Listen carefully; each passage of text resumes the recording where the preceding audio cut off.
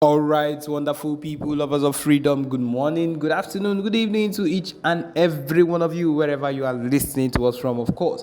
Welcome back to Let's Talk TV, your one and only YouTube platform where they give you a back-to-back steady update on how things they be for Biafra land and beyond. Yes, my people, if you're joining us for the first time, remember to subscribe and turn on your notifications too, so that you'll be able to get our news anytime we drop Bojo, you too go get them ASAP. Just once you click the subscribe button, you will see the bell button and you click it too. Remember also to like and share, like, so that you won't be the only person that has access to this knowledge or to this information that we give you people daily. Okay, my people, the latest one with the boss change right now, we say yes, as I talk to now right now, so we go they give una the latest one.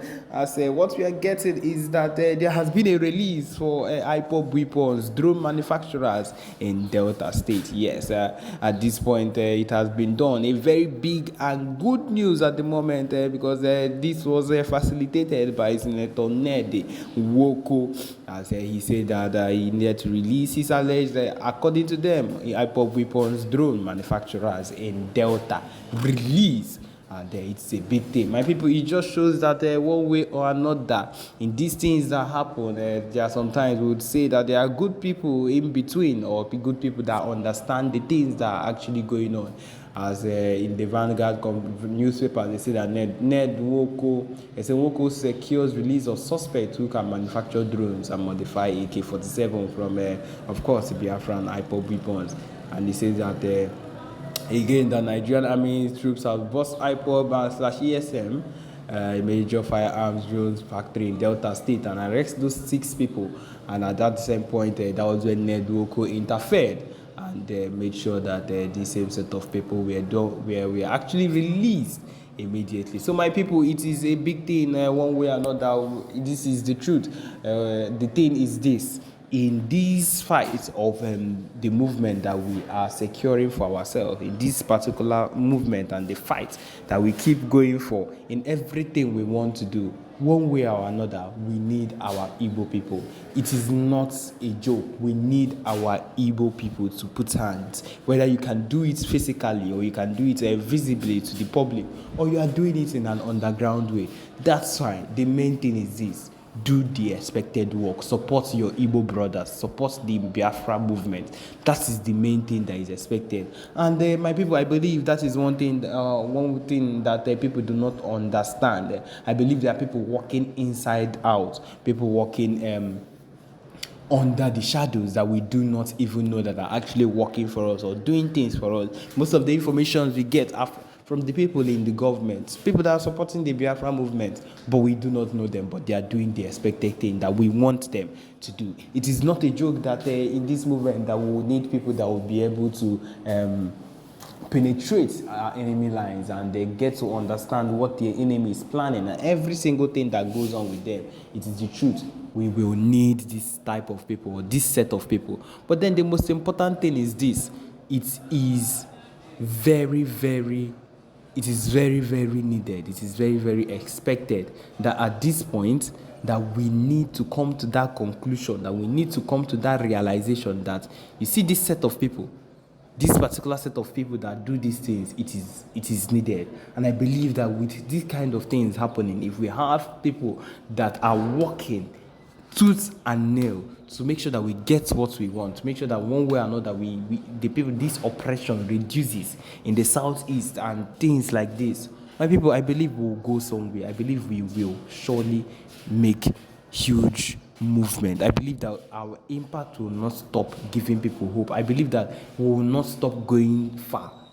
Because if we do not have help from everywhere, my people, I believe we need help from anywhere. But if you decide and say that you will not help us, that's fine. Do whatever you want to do. We will not stress you. We will not bother you. But then we are expected. We know what we want, and we are going to get what we want. And that is one thing we should have in mind. That is one thing we should have in mind for our own selves. Because we are not going to lack. We are not going to beg anybody to do the needful. We are not doing any of that. We know the people that are ours, and we know that they know that there are things that they need to do. And so far as they themselves understand how high these things are needed, how high these things are actually expected in our time, hopefully they will know that they need to do the work. They need to do the work. Some of the grounds that they are standing on are things that our past leaders actually built everything on. Used their blood to build. And that is one thing we should have, because he is working tirelessly. The amount of people they send against him, the amount of people that have wanted his arrest, even the time when they succeeded one way or another, they said there was a rumor that he was arrested and then he was released, and everything that comes up, it all ends up to be a lie. It all ends up to be false. It all ends up not happening because this man is protected by the Finland government. And the Finland government is in support of everything he's doing. And I would like to tell you that even the Finland government would know they would not support anybody that would be causing unrest in another state. And they will not even let him stay in their country if they found out that, or if they know that this particular man, this is what he's doing. Well, they know the fight, they know the roots of every single thing. And so because of that, they are supporting him. This particular movement is not a movement that anyone can just wake up and do and go to a foreign state and stay. If you are that kind of person that you are doing that side of thing, be rest assured that the country would investigate you before allowing you to stay there, especially in a country like Finland. If a Finland country would investigate you to be sure that nothing of such is going on, or you're not causing any of such, that whatever you're doing is actually up to your right and is what you can rightfully do, which I am sure that they have done properly on him, and they have verified that this particular person is doing nothing, just like the Mazi Nnamdi Kanu was doing absolutely nothing wrong but fighting for the movement. But of course, this particular thing is what they would use to sway people in Nigeria. They would use to sway Igbo people in Nigeria, make them think that he's the worst enemy of all, and say so many rubbish against him. I would even come up and say that since he's outside the country, he should come back. Mazi Nnamdi Kanu, the few times he came back to Nigeria, the very first time he came back, they arrested him. That was the first thing they did.